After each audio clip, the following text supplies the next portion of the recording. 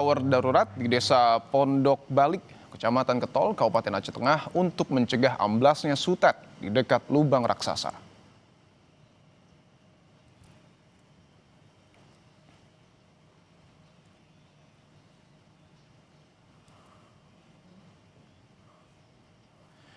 Puluhan petugas PLN mulai memindahkan kabel ke tower darurat. Penyambungan kabel ke tower darurat dilakukan sejak pagi tadi.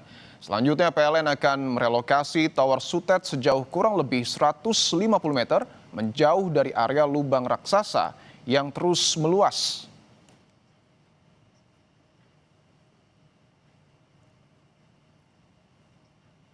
Guna mengantisipasi risiko robohnya tower dan gangguan pasokan listrik, petugas PLN juga melakukan pemindahan jaringan kelistrikan.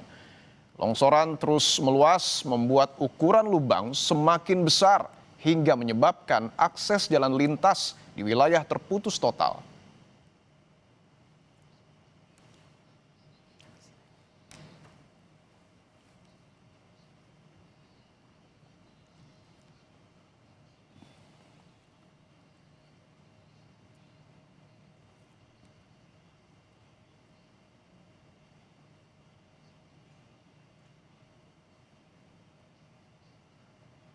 80 personel tim recovery tower yang didukung 22 tim logistik material dikerahkan guna mempercepat penanganan di lapangan. Pekerjaan penanganan tower sutet dilakukan dengan pengamanan lokasi dan pembatasan aktivitas di sekitar area lubang raksasa. PLN memastikan seluruh proses pemindahan dan penyambungan jaringan dilakukan sesuai prosedur keselamatan ketenaga listrikan demi menjaga stabilitas pasokan listrik di wilayah terdampak.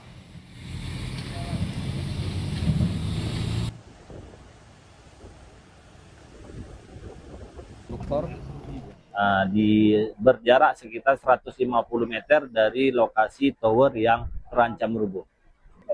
Tim kami sudah sampai di lokasi dan sudah melakukan pekerjaan pemasangan tower emergency karena sinkhole tersebut mengarah ke tower transmisi kami. Jadi sehingga beresiko jika tidak segera kita tanggulangi akan berakibat towernya bisa roboh.